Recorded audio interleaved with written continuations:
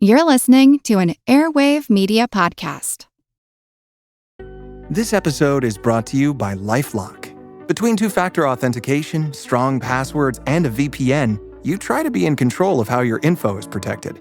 But many other places also have it, and they might not be as careful. That's why LifeLock monitors hundreds of millions of data points a second for threats. If your identity is stolen, they'll fix it, guaranteed, or your money back. Save up to 40% your first year. Visit lifelock.com/podcast for 40% off. Terms apply. From the creators of the popular science show with millions of YouTube subscribers comes the Minute Earth podcast. Every episode of the show dives deep into a science question you might not even know you had. But once you hear the answer, you'll want to share it with everyone you know. Why do rivers curve? Why did the T-Rex have such tiny arms? And why do so many more kids need glasses now than they used to? Spoiler alert, it isn't screen time.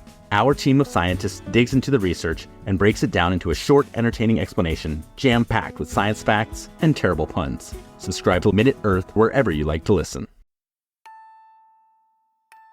After the ill-fated siege of Damascus brought the Second Crusade to an end in abject failure for Christian forces, a curious letter arrived at the court of the Byzantine Emperor Manuel Komnenos. It purported to be from a Christian king who called himself Presbyter Johannes, or John the Priest. Several aspects of this curious letter made it very interesting to the emperor, who would thereafter show it to the Holy Roman Emperor Frederick Barbarossa. You see, this priest king claimed to be the ruler of a vast kingdom with numerous other kings in service to him, and his realm was beyond the reach of their Muslim enemies. At their rear, as it were, in India. His kingdom was one of exotic wonders, grand wealth, and perfect justice.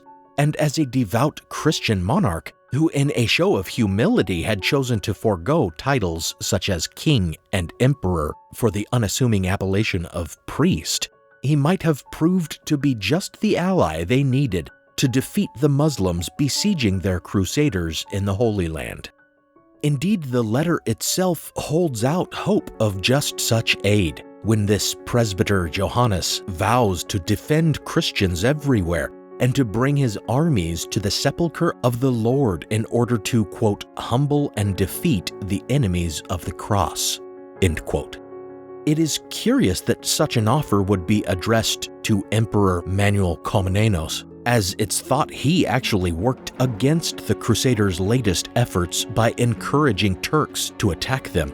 And for numerous possible reasons, the emperor never attempted to reply to the letter.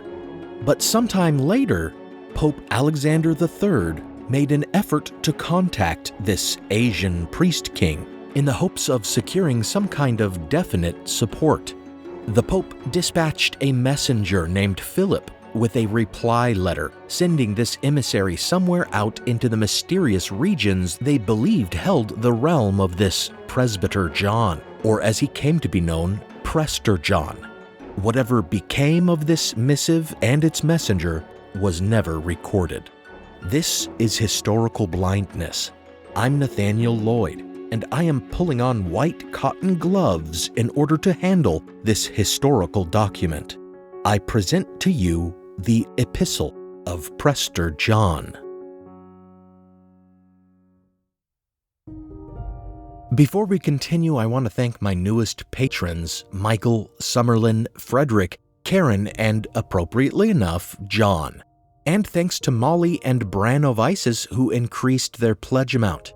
I also want to thank patrons who've recently offered one-time donations through the website or on PayPal or my new Venmo account at Historical Blindness.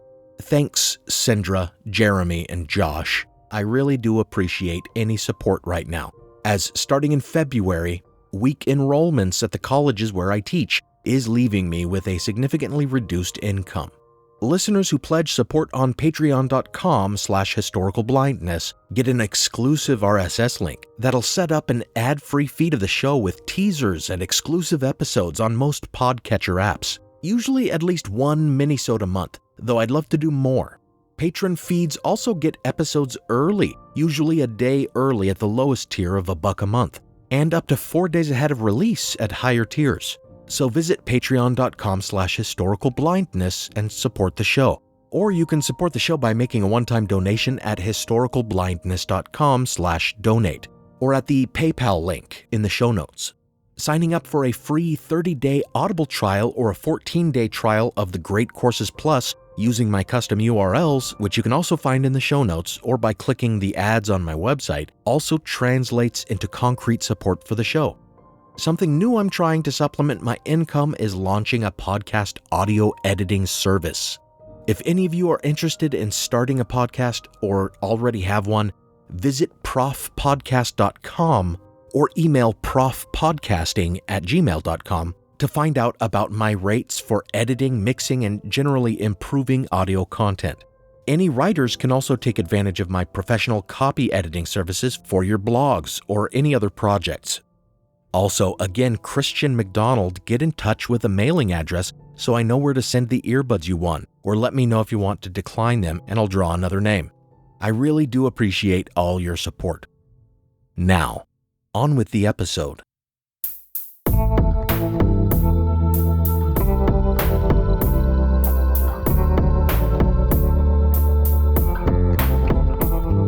Welcome to Historical Blindness. As I take up the Epistle of Prester John in my white cotton-gloved hands, I point out to you that the appearance of this manuscript in 1165 was not the beginning of this legend. Prester John did not emerge to leap fully formed off the page of this missive. Rather, some groundwork for the legend had been laid all the way back in the 2nd century with the apocryphal work, The Acts of Thomas, which I discussed in some detail in my recent patron-exclusive Blind Spot. That work either originated or spread the tradition that after Christ's ascension, the Apostle Thomas, he who had doubted Christ's return until he had been permitted to touch his wounds, spread Christianity in India. This tradition, as well as the story of the Magi from the Gospel of Matthew, whom it was said Thomas baptized during his subsequent travels, provided context for the Prester John letter. In fact, the letter makes direct reference to Thomas, for Prester John mentions that he regularly dines with the bishops of his kingdom, among whom is the, quote, patriarch of St. Thomas, end quote. And he describes his kingdom as extending, quote, from farthest India, where the body of St. Thomas the Apostle rests, to the place where the sun rises and returns by the slopes of the Babylonian desert near the Tower of Babel, end quote. The Prester John letter even refers to a specific passage of the apocryphal Acts of Thomas when it states that Prester John's palace was built, quote, in the image and likeness of the palace which the Apostle Thomas planned for Gondopharus, king of the Indians, end quote. This is indeed an odd claim, as it demonstrates only a passing familiarity with that work. The passage referred to actually has Thomas, who had introduced himself as a builder to the king of India, taking the king's money to build him a palace, but then turning around and giving the money to the poor. When the king asked where his palace was, Thomas said it had been built for him in heaven, prompting the king to throw Thomas in prison. But the Prester John letter is clearly not referring to a metaphorical palace built of good deeds. Rather, he mentions outbuildings and specific architectural elements, and the materials out of which different parts had been built. Clearly, the writer of the Prester John letter wanted to use the already dubious legends of St. Thomas's Acts in India to bolster the authenticity of the letter, but also doesn't seem to have bothered to read up on his source material. The Acts of Thomas, however, was not his only source, it seems. Some 43 years before the appearance of the Prester John letter, 12th century sources indicate that a man who went by the name Johannes appeared in Constantinople. His language was strange, but a translator was eventually found who explained that this Johannes claimed to be a prelate from the shrine of St. Thomas, its patriarch, in fact, who had come as a representative of the Christian church in India, seeking an audience with the Pope. Thereafter, he followed an embassy back to Rome and the papal court, where he told tall tales of the capital of India, which he called Khulna, as a magical city with a river running through its center that deposited an endless supply of gold and gems on its banks, making the residents wealthy beyond imagining. This Johannes's shrine was where St. Thomas's body was supposedly preserved, the location that the Prester John letter would later use to mark the boundary of his kingdom. And every year, on the saint's feast day, he said they placed the red-headed corpse of St. Thomas on a chair, his cheeks still full of color and his hand outstretched to hold the Eucharist wafers, which it was claimed the deceased saint would snatch away from the unworthy. This was the story told in an anonymous tract called De Adventu Patriarchi Indorum, or On the Arrival of the Patriarch of the Indians. And it could easily be dismissed as a fiction if it weren't for the existence of independent corroboration of this visitor to Rome and his story, in the form of a letter by one Odo of Reims, who claimed to have been present during this Johannes's audience with the Pope. Of course, this only means the visitor existed and told his tale, not that the tale was true. If we attempt to check the story of this Patriarch Johannes, we would presume that his Khulna was actually the city of Khulna in modern-day Bangladesh, through which flow the Bairab and Rupsha rivers. And in Khulna there is indeed a cathedral of St. Thomas, but it was not built until 1819 by the Bishop of Calcutta, an Englishman who we might presume was familiar with the story of Patriarch Johannes.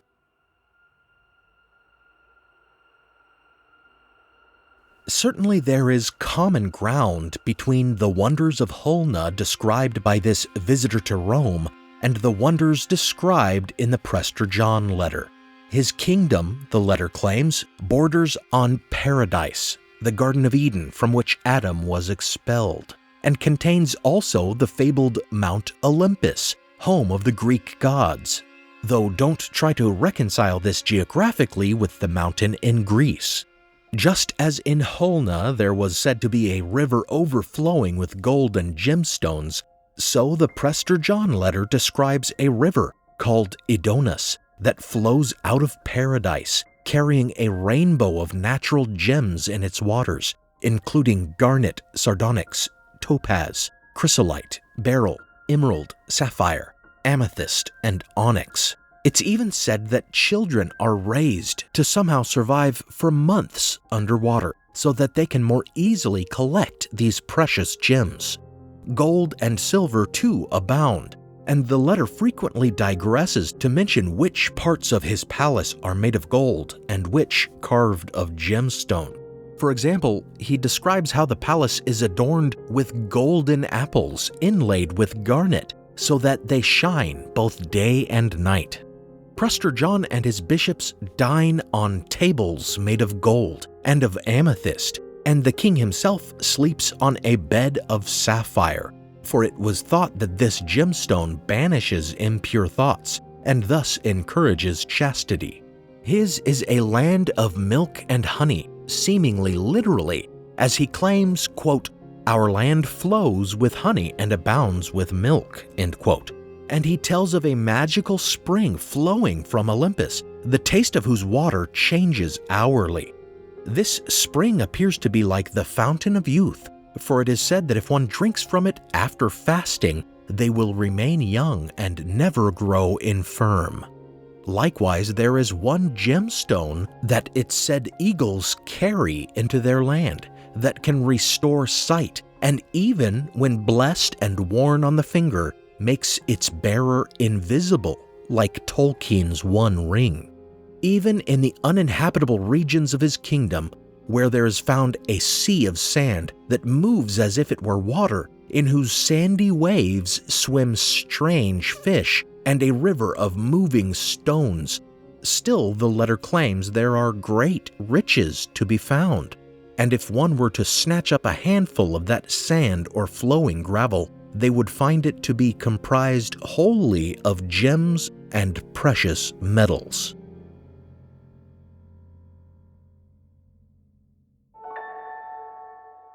Some fantastical elements of Prester John's letter seem to have been influenced not by the tall tales told by the Patriarch Johannes of Holna, but rather by a far older work, written sometime in the 3rd century CE, or even as far back as the 2nd century, purporting to be a record of Alexander the Great's exploits. This work, sometimes attributed to Alexander's court historian, Callisthenes, though usually not since Callisthenes died before some of the episodes recorded in the account, is notable for its descriptions of the Far East and India, which included a description of a menagerie of mythological beasts that haunted the imagination of readers for generations, including not only creatures that were unusual in the West, like elephants, camels, and dromedaries, but also monstrous crabs, lions with 3 eyes, centaurs, unicorns, and the odontotyrannus, or tooth tyrant, a horned monster so huge that it could eat an elephant. Among the strange races of men supposedly encountered by Alexander and described in this romance were giants, strap-legged men, headless men with faces on their torsos, and men with dog heads. Seeming to confirm these ancient legends, the 12th century Prester John letter mentions many races of wild and unusual men: one-eyed men, men with eyes in the front and back of their heads, men with horns, cyclopses, and giants, as well as a range of fantastical creatures. This menagerie included the elephants, camels, dromedaries, hippos, panthers, tigers, and wild oxen present in the Alexander romance, and added crocodiles, llamas, hyenas, red lions, and white bears. Gone were the centaurs and unicorns, replaced in the Prester John letter by such mythological beasts as griffins, satyrs, fawns, and the phoenix. Famously, the Alexander romance describes 2 races of cannibalistic men from northern Asia called Gog and Magog, whom Alexander contained by sealing off a mountain pass with a massive wall. This legend appears to have sprung from a passage in the book of Revelations, which states that in the end times, Satan will rally the endless forces of the evil nations Gog and Magog to his cause.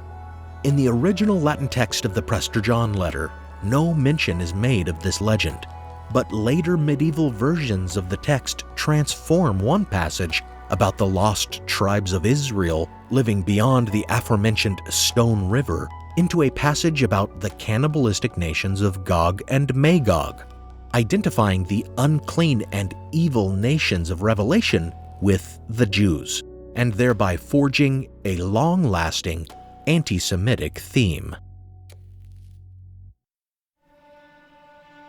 While a literary tradition can be traced from the Prester John letter back to the Alexander romance, and its inspiration might be found in the form of the strange visitor to the papal court 43 years earlier, still more recent source material can be identified for the letter. About 23 years after the visit of Patriarch Johannes to Rome, and only 20 years prior to the appearance of the Prester John letter at the court of the Byzantine emperor, another correspondence made the first use of the name Prester John. According to Otto von Freising, in his work De Daubus Civitatibus, or On the Two Cities, a bishop named Hugh, who had taken up residence in a Syrian territory called Jabala that had been conquered by crusaders, reported to Pope Eugenius III in 1145 that the Muslim foe in Far Asia had recently suffered a humiliating defeat by the forces of a Christian king that he called Presbyter Johannes, Rex et Sacerdos, king and priest. According to this tale, this Asian priest king was a direct descendant of the Magi, or one of the Magi, who supposedly followed a star to visit the Christ child in Bethlehem. Like his ancestor who had supposedly been baptized by the Apostle Thomas himself, this king was a devout Christian. He ruled a kingdom situated, quote, beyond Persia and Armenia in the farthest east, end quote. And he had routed the, quote, brother kings of the Persians and Medes, called the Samniards, end quote, in a resounding victory claimed in the name of Christianity. Indeed, this priest king had intended to march all the way to the Holy Land to aid the Crusaders' efforts there, and surely would have, if he had not encountered difficulty crossing the river Tigris. The report seems to give weight to the idea that a Prester John actually did exist. However, a close reading of Otto von Freising's text indicates that it was perhaps not the Syrian bishop Hugh of Jabalah who called this priest king Presbyter Johannes, but rather that the name was in common use. For when he reports the name, he writes, quote, as indeed they are accustomed to call him, end quote. And this they may refer to those in the papal court rather than those in the Syrian bishop Hugh's town, Jabalah, or those in the priest king's realm. So perhaps the name was applied in confusion with the Patriarch Johannes, who had spread the news of Christianity in the East 23 years earlier, and likely sparked something of an oral tradition or popular legend in the process. Then there's the possibility that the Syrian bishop who reported the victory of Presbyter Johannes had reasons for embellishing his tale. After all, he had also come to report that the fortress of Edessa had been overrun a year earlier by the church's Muslim enemies, and to plead for the church to launch another crusade in response. In that situation, surely he believed he could better convince the Pope to mount a new military expedition by suggesting that a legendary Christian kingdom would join its forces with theirs. Now for a brief intermission.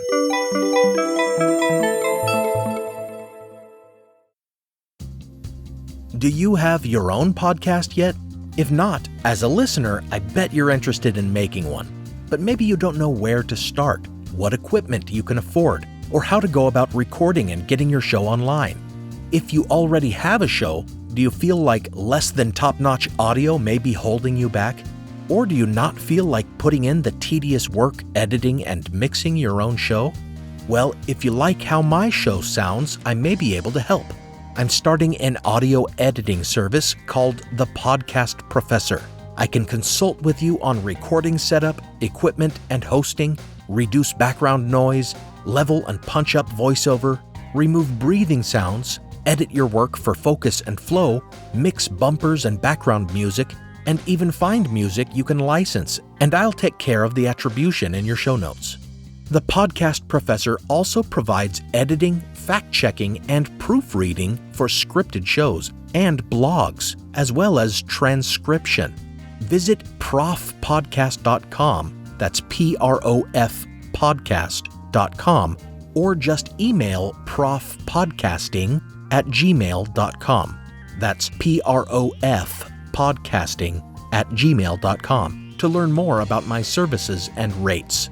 This year, find your voice and speak to the world, and let the Podcast Professor make you sound great.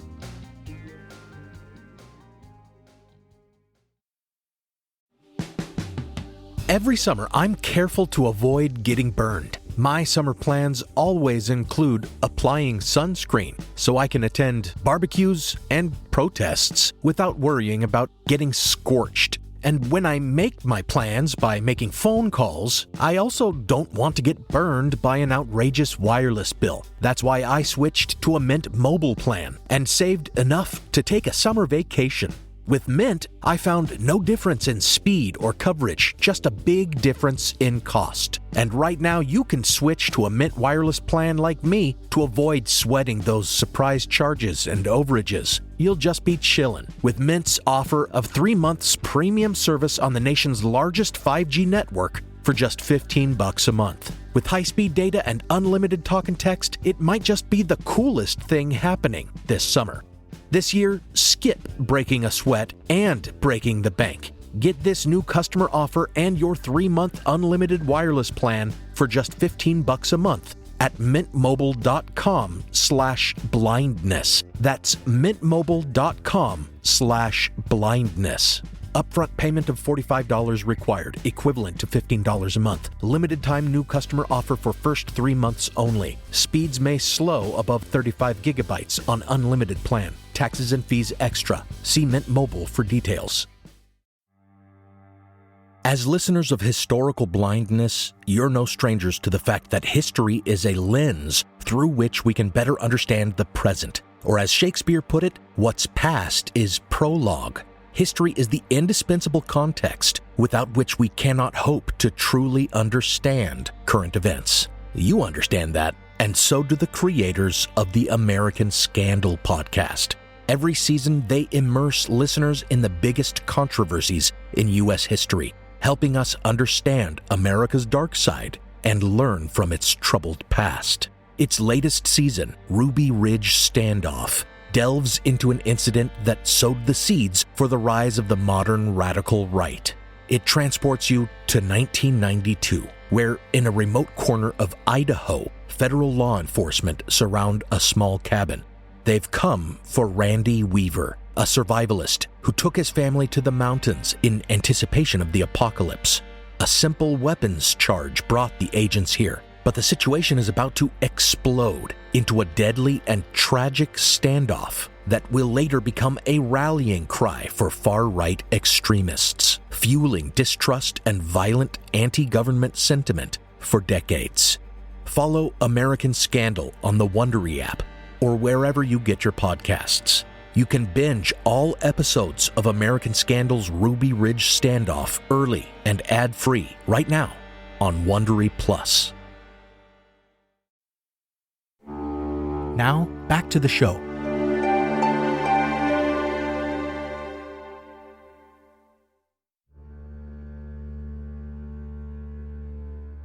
While the existence of a Christian kingdom in the East may have been legendary, to imply that there was no factual basis for Hugh of Jabala's claims that Muslim forces in the East had recently been defeated would be false.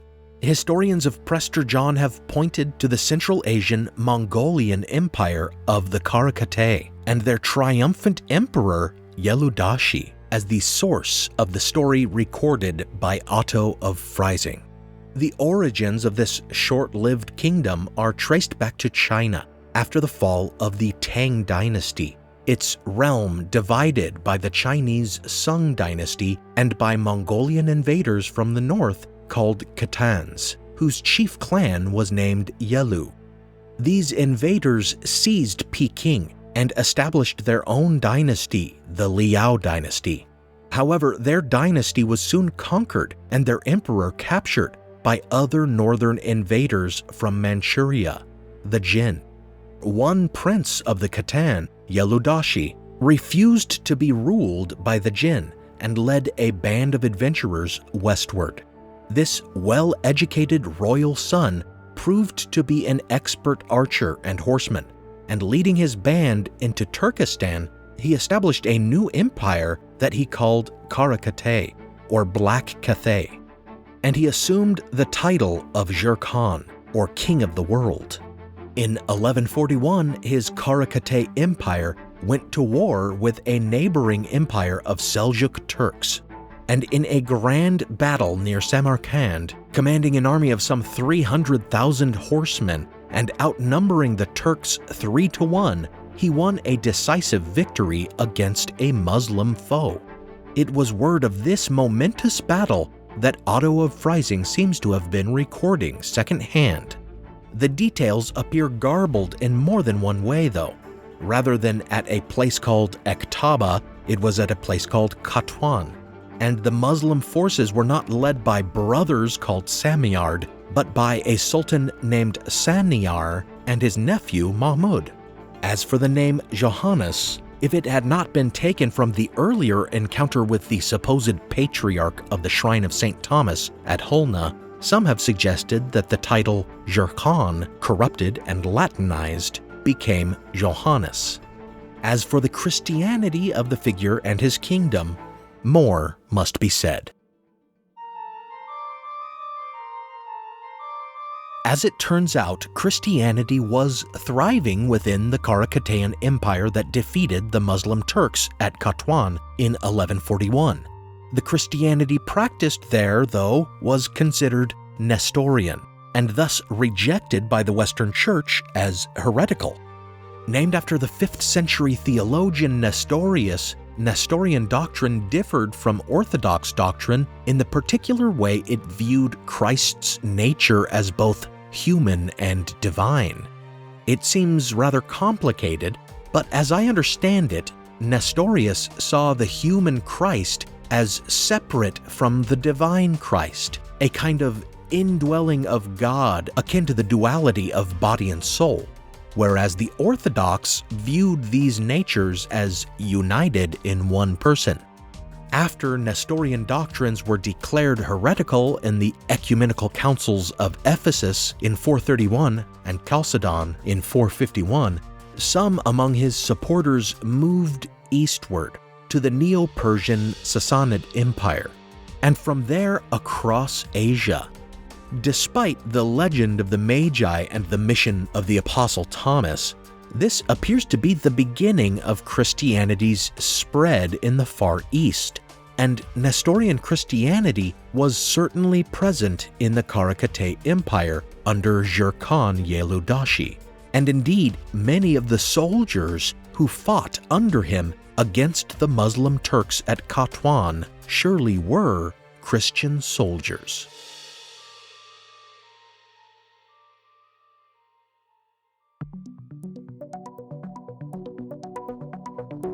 However, to characterize the kingdom of Karakatae as Christian would be inaccurate. The Karakatae Empire was exceedingly polyglot, a true multicultural melting pot, as the Jur Khan practiced religious tolerance in his kingdom. Thus, there were indeed Christians, likely Nestorians, but there were also Manichaeans, Buddhists, Confucianists, and yes, even Muslims. And Yeludashi was no Christian zealot bent on stamping out the infidel. In fact, based on his background and upbringing in China, he was likely a Buddhist himself.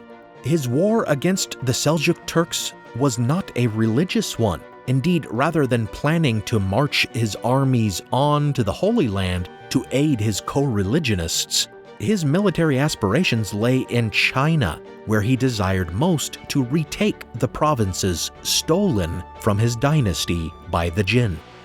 But the Jur Khan would never accomplish this goal. After his death, leadership passed to his wife as regent, then to his son, then his daughter, before being taken from his family by his daughter's father-in-law.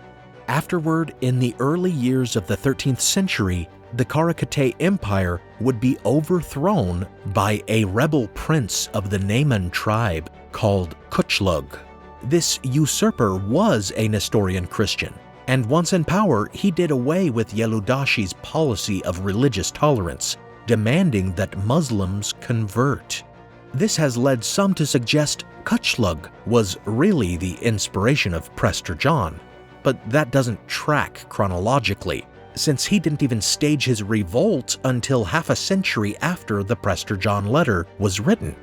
Similar problems of timeline rule out other candidates, such as Togrul, Khan of the Nestorian Karate Turks, and ally of Genghis Khan, who did not even come into power until he had killed his brothers years after the appearance of the Prester John letter. For any of these later candidates to work, one would need to challenge not only the dating of the Prester John letter, but also the date recorded by Otto of Freising, for when the account of Presbyter Johannes was given by Bishop Hugh of Jabala to the Pope.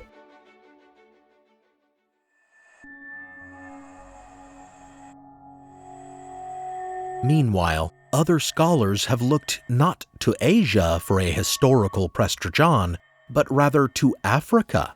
For in the Middle Ages, at the time that the Prester John letter appeared, the word India, as it was popularly used, did not necessarily indicate any discrete region, but rather suggested many vague and exotic faraway locales, for there were many Indias, or Indies. If one accepts this notion, then the African Empire of Ethiopia fits the bill as Prester John's kingdom rather well. Ethiopia, or Abyssinia as it was called by medieval Europeans, represents a kind of Wakanda archetype for the Middle Ages, a mystery nation about which little was known. While its geographical situation in eastern Africa may not have been clearly understood, the West knew of Abyssinia as an island of Christianity, surrounded by Muslim territories. Indeed, this understanding was accurate. In the book of Acts, the Apostle Philip is said to have converted an Ethiopian eunuch to Christianity, and tradition in Ethiopia credits its ancient Christianization to that eunuch who came home and spread the word. What is known for a certainty is that sometime in the 4th century CE, an Ethiopian king became a Christian, and Christianity became the faith of the land. As Islam spread throughout Africa, this Christian kingdom found itself isolated from the rest of the church and in constant conflict with its neighbors. Rumors only reached Christian Europe of this Christian stronghold in Africa through Ethiopian pilgrims who traveled to the Holy Land and spoke about their home. Marco Polo wrote in the 13th century that the Christian king in Abyssinia had sent an envoy to the Church of the Sepulchre in Jerusalem to make offerings on his behalf. And in the 14th century, these rumors solidified. Disparate reports began to refer to Abyssinia as the land of Prester John, and a Florentine who visited Egypt in 1384 declared that the Sultan there lived in fear of Prester John, a Christian king to the south, who controlled the Nile and could flood Cairo if the Sultan did not pay him an annual tribute. One may protest that this king, living more than 200 years after the beginning of the legend, could not possibly be the Prester John that inspired the letter, but this theory actually suggests that Prester John was a corruption of a title held by every Christian monarch in Ethiopia. By the Middle Ages, Ethiopia was actually the only Christian nation to be ruled by priest kings. Their monarchs served simultaneously as their chief priests. Moreover, their native word for majesty or king was Jean, Z-A-N, pronounced much like the French would pronounce the name Jean. Thus, through misunderstanding and mistranslation, perhaps, the name Prester John was born.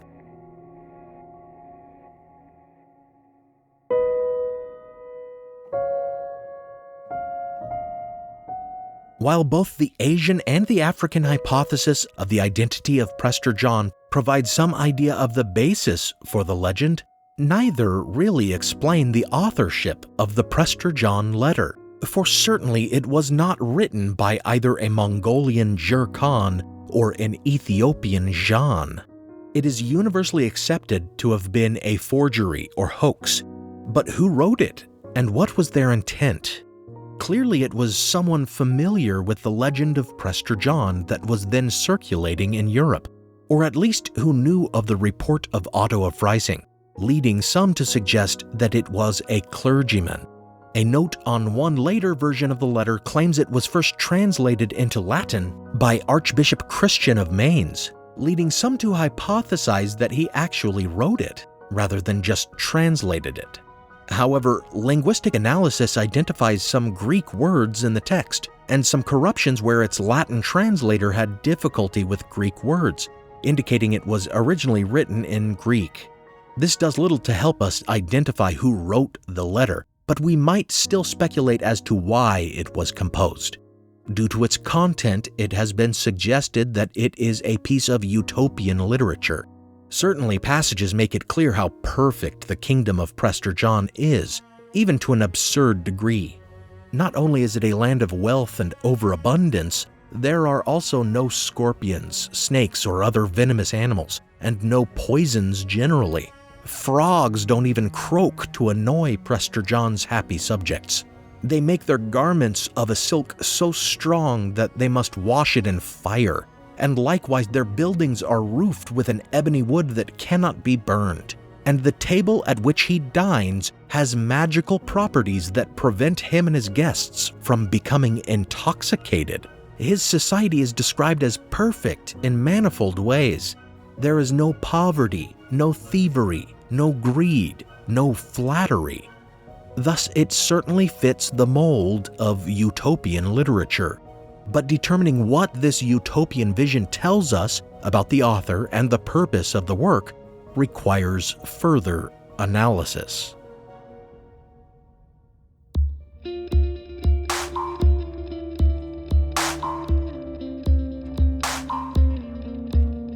Utopian works typically convey some deeper message than just describing an impossibly perfect society. Usually they demonstrate the author's worldview, an argument, as it were, that some concrete changes to the status quo should be made in order to become more perfect, like the society being described.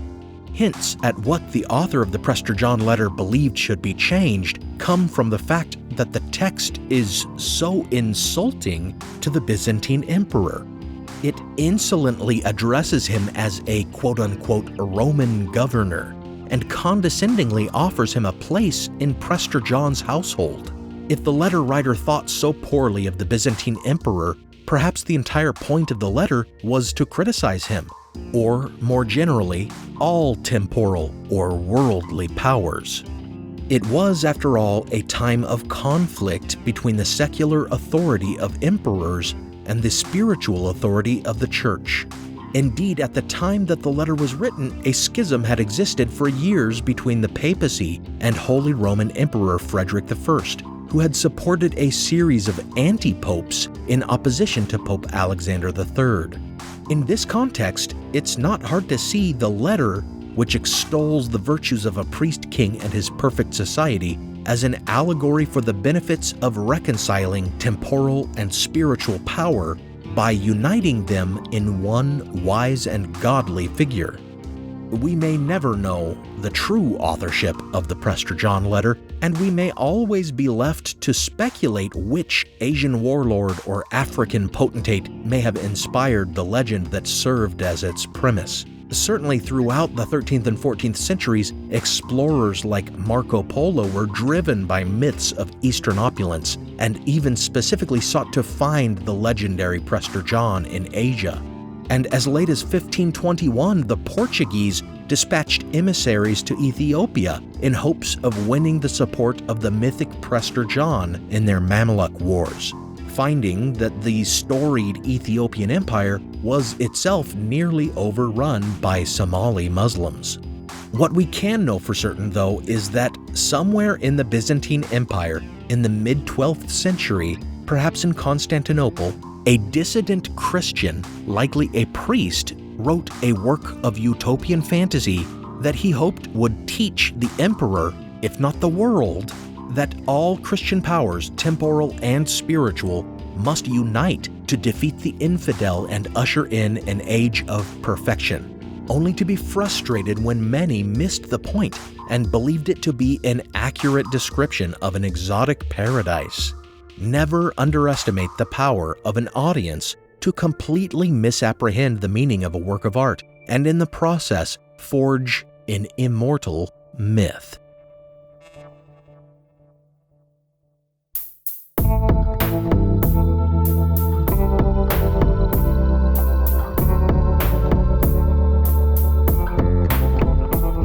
Thanks for listening to this episode of Historical Blindness. Special thanks go out to my partner patrons Diane, Robert, Joe, Devlin, Ian, and Jordan. As faithful subjects of this kingdom, I'd like you all to join me at my table, where you can drink your fill of knowledge and never lose your wits. Some music on this episode was provided by Alex Kish. Visit alexkishmusic.com and contact him to get compositions for your own projects. Additional music from Kai Engel, licensed under a Creative Commons Attribution license. Check out the show notes for a list of the tracks used. You can support the show by pledging on Patreon or by signing up for a 14-day trial of the Great Courses Plus or a free 30-day trial of Audible at my custom URLs. Find those links in the show notes. Also, if you're thinking of starting a podcast or you're just looking to improve the quality of your show or reduce your workload in producing your podcast, visit profpodcast.com or message me at profpodcasting@gmail.com. and learn about my audio editing services. On the website historicalblindness.com, you can find the blog posts with transcripts of the episodes and bibliographies for further reading. I was late posting the last one for my Hermes Trismegistus episode, but hopefully I'll be more on the ball for this blog post. And you can make one-time donations there to support this podcast as well, or at the PayPal link in the show notes. Follow the show on social media and give it a review wherever you listen, especially on Apple Podcasts. Until next time, remember, when you receive a letter out of the blue claiming to be from an African prince, it may just be too good to be true.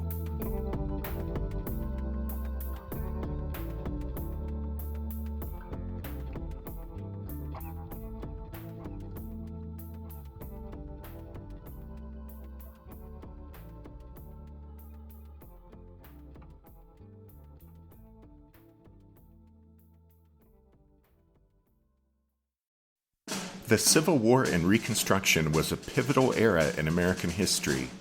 When a war was fought to save the Union and to free the slaves. And when the work to rebuild the nation after that war was over turned into a struggle to guarantee liberty and justice for all Americans.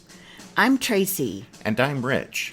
And we want to invite you to join us as we take an in-depth look at this pivotal era in American history. Look for the Civil War and Reconstruction wherever you find your podcasts. Have you ever gazed in wonder at the Great Pyramid? Have you marveled at the golden face of Tutankhamun? Or admired the delicate features of Queen Nefertiti? If you have, you'll probably like the History of Egypt podcast. Every week, we explore tales of this ancient culture. The History of Egypt is available wherever you get your podcasting fix. Come, let me introduce you to the world of ancient Egypt.